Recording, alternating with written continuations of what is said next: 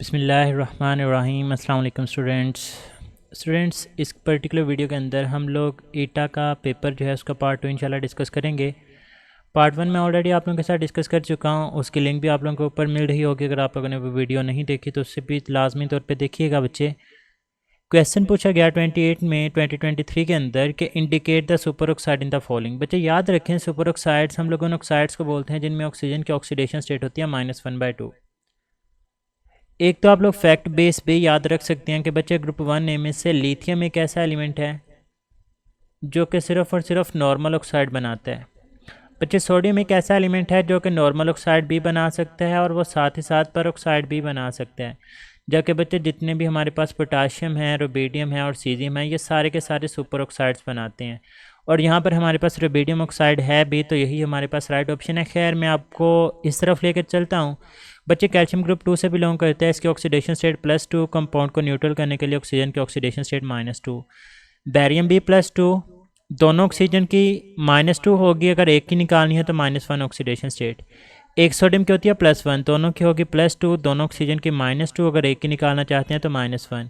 अब बच्चे rubidium group 1 से बिलोंग करते हैं। इसकी ऑक्सीडेशन स्टेट +1, दोनों ऑक्सीजन की -1 और अगर एक ही निकालना चाहते हैं तो -1/2। तो बच्चे यही हमारे पास यहाँ पर राइट ऑप्शन है। क्वेश्चन नंबर 29 में पूछा गया कि which one of the following is the covalent in nature. बच्चे याद रखिएगा कि कोवलेंट करैक्टर का चार्ज ओवर साइज रेशियो के साथ डायरेक्ट रिलेशन है। अब बच्चे बहुत ही सिंपल तरीके से आप लोग यहाँ से अपने बेस्ट ऑप्शन को आइडेंटिफाई कर सकते थे। नाइट्रोजन तो सभी के अंदर कॉमन है, नाइट्रोजन को निकाल दें। अब बच्चे सारे के सारे ग्रुप 2 से बिलोंग करते हैं, तो इन सभी के ऊपर जो चार्ज है वो +2 है, तो चार्ज को भी निकाल दें। पीछे बचता है सिर्फ साइज। जिसका साइज सबसे कम होगा उसका कोवलेंट करैक्टर जो है वो सबसे ज़्यादा है। अब ये तमाम के तमाम एलिमेंट्स ग्रुप 2 से बिलोंग करते हैं। ग्रुप 2 में सीक्वेंस इस तरह से होता है: बेटा मांगे, कार, स्कूटर और बाप राजी। तो बच्चे गिवन ऑप्शन में से बेरिलियम सबसे ऊपर है, और अगर सबसे ऊपर है तो इसका जो साइज़ होगा वो सबसे कम है, और अगर इसका साइज़ सबसे कम है तो इसका मतलब ये होगा कि इसका कोवलेंट करैक्टर सबसे ज़्यादा होगा। तो बच्चे यहाँ पर हमारे पास फिर जो राइट ऑप्शन है वो बीटा आ जाएगा। क्वेश्चन नंबर 30 में पूछा गया कि which one has the 1 unpaired electron in the valence shell. बच्चे याद रखिएगा, अगर आप लोग ट्रांजिशन एलिमेंट के क्वेश्चंस को आंसर करना चाहते हैं तो without remembering the atomic number of 3D series आप लोग आंसर कर ही नहीं सकते। बच्चे मैंने निमोनिक शेयर की हुई है इसकी, एटॉमिक नंबर की भी और एटॉमिक मैसेज की भी। वो वीडियो आप लोगों के सामने ऊपर चल रही होगी, उसको भी गो थ्रू कर लीजिएगा। मैं यहाँ पर एलिमेंट लिख देता हूँ सीक्वेंस के साथ: शक्तिवान करे मना, फिर कौन निकाले कुएं से जैन को। बच्चे ये 21 से लेकर 30 तक एलिमेंट्स हैं। अब देखें, उसने पूछा है कि इनमें से किसके अंदर 1 अनपेयर्ड इलेक्ट्रॉन है। बच्चे आपको atomic number plus electronic configuration तो पता होनी चाहिए। मैं वही एलिमेंट डिस्कस करता हूँ जो कि यहाँ पर गिवन है। एक गिवन है जिंक। बच्चे जिंक की इलेक्ट्रॉनिक कन्फिग्रेशन, इसका एटॉमिक नंबर 30 है और इलेक्ट्रॉनिक कन्फिग्रेशन होती है 4s2 3d10। उसके बाद बच्चे यहाँ पर कॉपर Cu गिवन है, इसकी जो ऑक्सीडेशन स्टेट होती है वो होती है 4s1 और 3d10। उसके बाद बच्चे हमारे पास टाइटेनियम +3 है, टाइटेनियम की ऑक्सीडेशन स्टेट होती है 4s2 3d2। उसके बाद Fe+3 है, आयरन 26 है, इसकी ऑक्सीडेशन स्टेट होती है 4s2 और 3d6। अब बच्चे जिंक +2 मतलब आपने एस में से 2 इलेक्ट्रॉन निकाल दिए। डी के अंदर 10 इलेक्ट्रॉन है, पाँचों के पाँचों ऑर्बिटल्स के अंदर बच्चे आप लोगों को 2-2 इलेक्ट्रॉन देखने को मिलेंगे। मीन टू से यहाँ पर कोई भी अनपेयर्ड इलेक्ट्रॉन नहीं है, 0 अनपेयर्ड इलेक्ट्रॉन। Cu+ का मतलब इसने 1 इलेक्ट्रॉन किया तो 4s1 का 1 इलेक्ट्रॉन लूज कर दें। डी में अगेन 10, इसमें भी 0 अनपेयर्ड इलेक्ट्रॉन। Ti+3, इसका मतलब इसने 3 इलेक्ट्रॉन लूज किए। बच्चे 2 इसने 4s से कर दिए और 1 डी में से कर दिया, तो पीछे 3d1 बचा। और यही जो 1 इलेक्ट्रॉन है वो पांचों ऑर्बिटल्स में से किसी एक ऑर्बिटल के अंदर जो है 1 अनपेयर्ड की फॉर्म में मौजूद होगा, तो इसके अंदर 1 अनपेयर्ड इलेक्ट्रॉन है और यही राइट ऑप्शन होगा।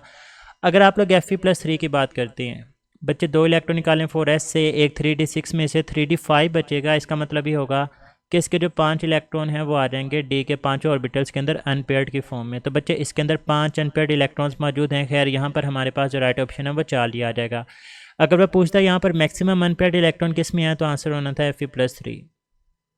बच्चे नेक्स्ट पूछा गया the oxidation number of cobalt in the given coordination complexes. बच्चे ये चीज़ याद रखिएगा कि जब भी आप लोग एक कोऑर्डिनेशन कॉम्प्लेक्स लिखते हैं तो जो पहली चीज़ होती है ना वो हमेशा कैटाइन होती है और जो दूसरी चीज़ होती है वो हमेशा एनाइन होती है। अब सल्फ़ेट मशहूर ज़माना एक एनाइन है जिसके ऊपर चार्ज होता है -2। बच्चे एक सल्फ़ेट के ऊपर -2 है तो तीनों के ऊपर जो चार्ज होगा वो होगा -6 का। इसका मतलब ये हुआ कि अगर आपके पास इस एनाइन के ऊपर -6 का चार्ज है तो इस कैटाइन के ऊपर +6 का चार्ज होगा, क्योंकि ओवरऑल आपने इसको क्या करना होता है, न्यूट्रल करना होता है। अब +6 is the charge on 2 complex cations. बच्चे एक कॉम्प्लेक्स कैटाइन के ऊपर कितना चार्ज होगा, तो +6 को 2 से डिवाइड किया, मेरे पास आंसर आया +3। मैं इसको निकाल के लिखता हूँ कि मेरे पास CO है। बच्चे ये है हमारे पास इथाइलिन डायमाइन, जो कि एक बाइडेंडेट लिगेंड है, लेकिन इसकी खूबसूरती वाली बात ये होती है कि ये न्यूट्रल लिगेंड है। अब बच्चे इसके ऊपर चार्ज है +3। ये अगर न्यूट्रल लिगेंड है, न्यूट्रल लिगेंड होने का मतलब इसके ऊपर चार्ज कोई नहीं है, और अगर चार्ज कोई नहीं है तो बच्चे पीछे एक ही चीज़ बची। इसका मतलब ये होगा कि ये जो +3 का चार्ज है सारे का सारा किसका होगा, कोबाल्ट का होगा। तो यहाँ पर हमारे पास फिर जो राइट ऑप्शन है वो अल्फा आ जाएगा। क्वेश्चन नंबर 32 देखें, कहता है pyrrole belongs to which class of compound. बच्चे अगर हम लोग पायरोल की बात करें तो कुछ इस तरह से इसका स्ट्रक्चर होता है। अब पायरोल देखें, इसमें एक हेट्रो एटम मौजूद है, मतलब रिंग के अंदर कार्बन एटम के अलावा कोई एटम मौजूद है, तो बच्चे ऐसे कंपाउंड्स को हम लोग हेट्रोसाइक्लिक कंपाउंड्स का नाम देते हैं। क्वेश्चन नंबर 33 में पूछा गया कि ethyl alcohol in the presence of H2SO4 at 170। बच्चे याद रखिएगा, दो मशहूर ज़माना बहुत दफ़ा क्वेश्चन पूछे गए पास पेपर के अंदर। इसमें से बेतहाशा दफ़ा क्वेश्चन पूछा गया है। वो 170 डिग्री सेल्सियस भी लिखता है, वो 180 डिग्री सेल्सियस भी लिखता है, वो हाई टेम्परेचर भी लिखता है। मैं यहाँ पर सारी कंडीशंस आप लोगों के सामने रख देता हूँ। बच्चे आप लोग लें ethyl alcohol as a reactant. Reaction आपने एक ही चीज़ के साथ करवाना है, वो होगी कंसनट्रेटेड H2SO4। अगर आप लोग टेम्परेचर लेंगे हाई, या मैं कहता हूँ 180 डिग्री सेल्सियस, या आप लोग लेंगे 170 डिग्री सेल्सियस। बच्चे याद रखिएगा यहाँ पर रिएक्शन होगा एलिमिनेशन रिएक्शन।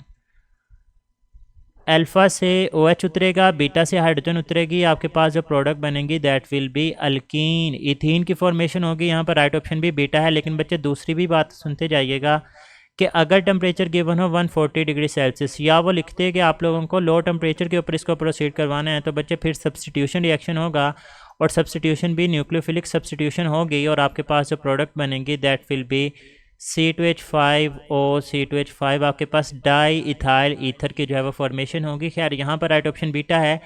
नेक्स्ट है जी, कहता है Lindlar's catalyst is use in the hydrogenation of alkyne. बच्चे आप लोग अल्काइन लें ट्रिपल बॉन्ड, इसमें हाइड्रोजन ऐड कर दें तो आपके पास बनेगा डबल बॉन्ड, डबल बॉन्ड में फर्दर हाइड्रोजन ऐड कर दें आपके पास बन जाएगा सिंगल बॉन्ड।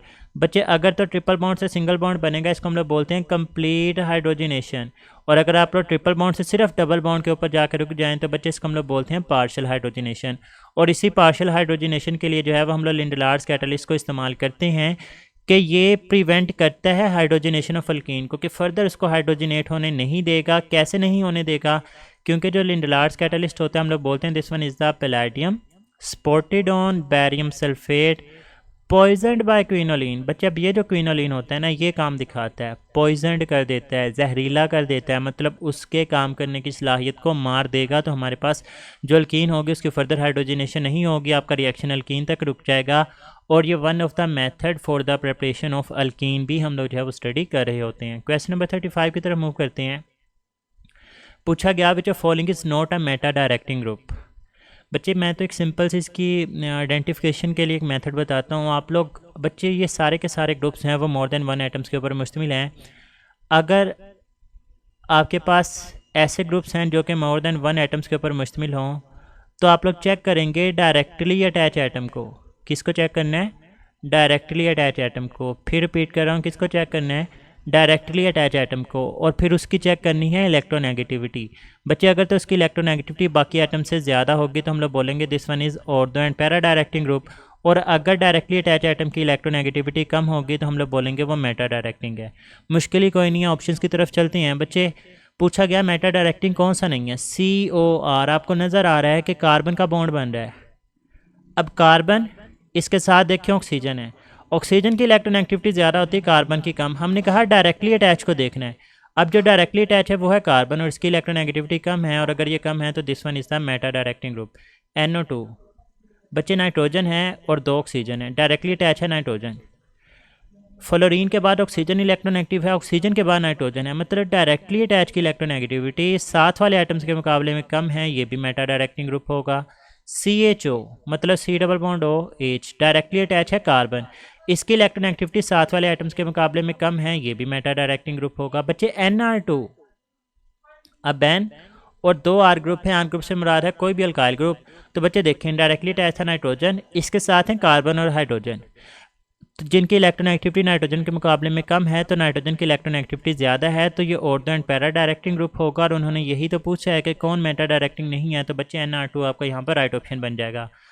क्वेश्चन नंबर 36 है कि benzene 1,3 diol is known as. बच्चे अगर बेंजीन 1,3 डायोल की बात करें तो ये हमारे पास स्ट्रक्चर है, इसको बच्चे हम लोग रिसोर्सिनोल का नाम भी देते हैं। पूछा गया कि identify the electrophile called as the acylium ion. बच्चे आपने एसिलियमाइन को आइडेंटिफाई करना था। एसिलियमाइन हम लोग बोलते हैं RC double bond O carbon के ऊपर positive charge, this one is the acylium ion. बच्चे R3N पॉजिटिव, इसको हम लोग बोलते हैं trialkyl ammonium ion, trialkyl ammonium ion. जबकि बच्चे RC00 पॉजिटिव नामी कोई इलेक्ट्रोफाइल ही नहीं होता।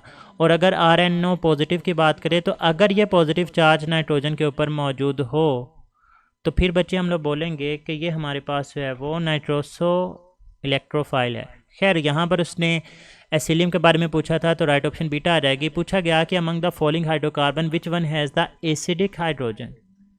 बच्चे एसिडिक हाइड्रोजन मौजूद होते हैं टर्मिनल अल्काइंस में। आपने सिंपली ये आइडेंटिफाई करना था कि इनमें से कौन टर्मिनल अल्काइन है। टर्मिनल अल्काइन से मुराद ऐसे अल्काइन होते हैं जिसमें ट्रिपल बॉन्ड कार्बन नंबर 1 के ऊपर हो। बच्चे जैसे मेरे पास 5 कार्बन है,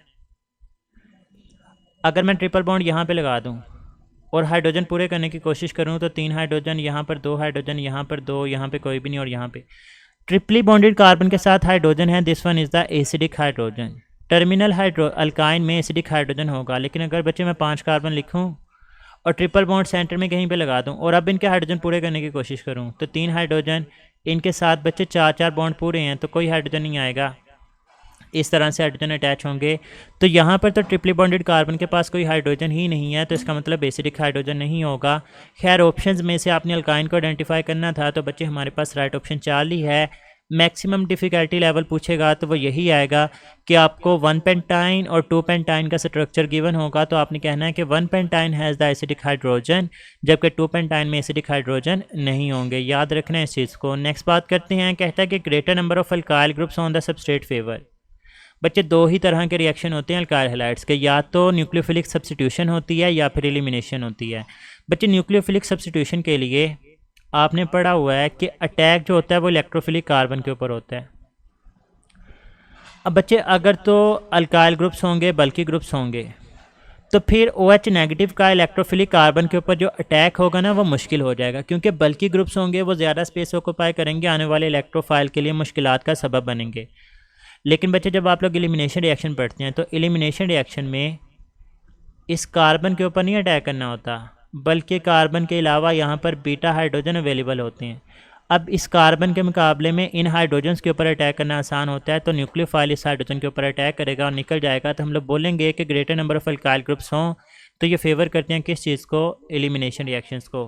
क्वेश्चन नंबर 40 है जी, कहता है कि न्यूक्लियोफिलिक सब्स्टिट्यूशन यूनिमालिकुलर जो है उसमें पार्शियल एसिमराइजेशन होती है, और पार्शियल एसिमराइजेशन के अंदर याद रखिएगा more inversion as compared to retention, ये फैक्ट बेस्ड है। कहता है which of following involve the same step. तो बच्चे ये भी हमारे पास C1 एंड SN1 जिसके अंदर टर्शियल अल्काइल हैलाइड पार्टिसिपेट करते हैं, और जो सबसे पहला स्टेप होता है वो ये होता है कि इन the presence of polar solvent आपके पास एक स्लो स्टेप होता है जिसमें आयनाइजेशन ऑफ अल्काइल हैलाइड होती है।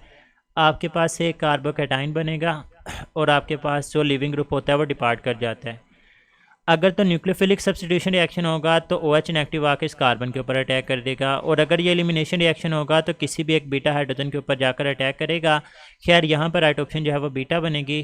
क्वेश्चन नंबर 42 कहता है the correct sequence of electronic configuration is.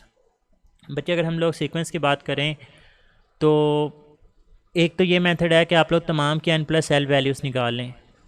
दूसरा मेथड ये है जो कि मैं अक्सर क्लास के अंदर पढ़ा देता हूँ बच्चे, school school, public school, public school, divisional public school, divisional public school, federal divisional public school, और आगे भी आप लोग लिखेंगे फेडरल डिविजनल पब्लिक स्कूल। बच्चे एस कौन से शेल से स्टार्ट होता है? 1 से। तो जहाँ पर एस लिखा उसके साथ 1 से काउंटिंग शुरू कर दे। 1S, 2S, 3S, 4S, 5S, 6S और 7S। पी सेकंड शेल से स्टार्ट होता है, जहाँ पे पी लिखा है उसको 2 से स्टार्ट करें तो 2, 3, 4, 5, 6। डी थर्ड से स्टार्ट होता है तो 3D, 4D, 5D। F fourth से स्टार्ट होता है तो बच्चे 4F लिखें। सीक्वेंस चेक कर लें कि कौन सा है। 4P से स्टार्ट हो रही हैं बातें, तो 4P के बाद क्या आता है? 5S आता है। बच्चे किसी के अंदर भी 4P के बाद 5S नहीं लिखा, ये सारे के सारे ही ऑप्शन गलत हैं। सिर्फ ए के अंदर ही 4P के बाद 5S था, बाकी आगे चेक भी कर लें। 4D, उसके बाद 5P, उसके बाद 6S, 4F, 5D, ये सारे का सारा सीक्वेंस करेक्ट है।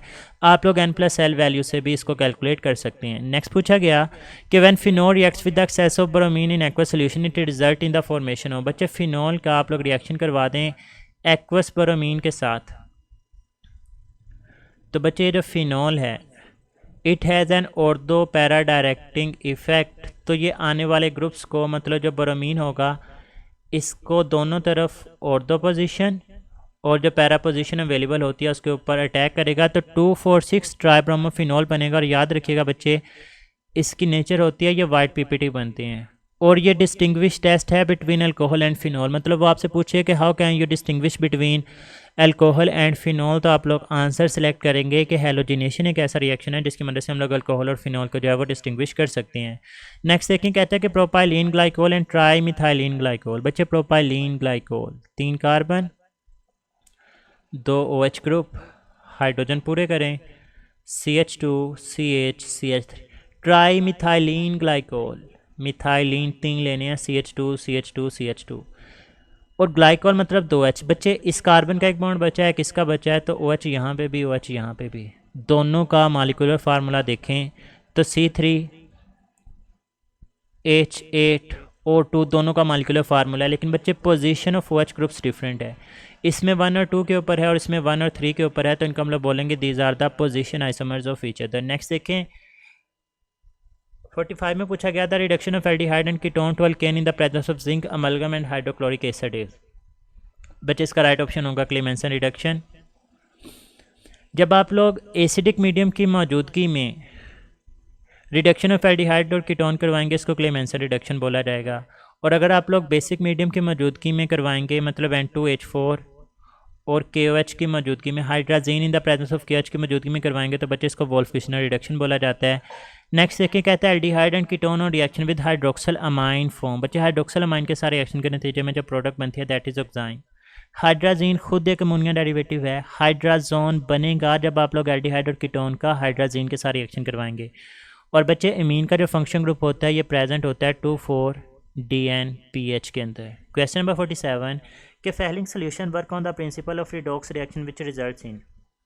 अब बच्चे फेहलिंग सोल्यूशन ऑक्सीडाइजिंग एजेंट है, वीक ऑक्सीडाइजिंग एजेंट है बेसिकली।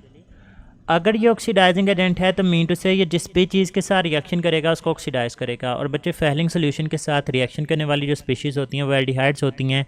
इसका मतलब ये होगा कि फेहलिंग सोल्यूशन जो है वो एल्डिहाइड की ऑक्सीडेशन करेगा। तो बच्चे यहाँ पर हमारे पास जो राइट ऑप्शन है वो ऑक्सीडेशन ऑफ एल्डिहाइड आ जाएगा। कॉपर की याद रखिएगा, यहाँ पर रिडक्शन होती है क्योंकि कॉपर 2 से कॉपर 1 बनता है, तो यहाँ पर कॉपर की रिडक्शन होती है और एल्डिहाइड की ऑक्सीडेशन होती है, तो राइट ऑप्शन 4 ही बनेगी। नेक्स्ट देखें, कहते हैं conversion of acid halide to ester pyridine is used to. बच्चे आप लोग एसिड हैलाइड का रिएक्शन देखें, अगर RC++O Cl और हम लोग इसका रिएक्शन करवा देते हैं अल्कोहल के साथ, तो बच्चे ये जो Cl ग्रुप है ये OR के साथ रिप्लेस हो जाएगा। RC++O OR ईस्टर फॉर्मेशन होगी और साथ में HCl रिलीज़ होता है। बच्चे यहाँ पर मौजूद जो पायरिडीन होती है वो इसके बारे में पूछता है, कहते हैं इसका क्या काम है। Pyridine act as a base और ये रिएक्ट करेगा HCl के साथ, इसको कंज्यूम करेगा जो कि यहाँ पर बनती है, ताकि आपके पास ओरिजिनल प्रोडक्ट ईस्टर ही बने और इसको आप लोग अपने फर्दर मकासद के लिए जहाँ पर भी यूज़ करना होता है आप लोग इसको यूज़ कर सकते हैं। तो यहाँ पर राइट ऑप्शन जो है हमारे पास बीटा बनेगी।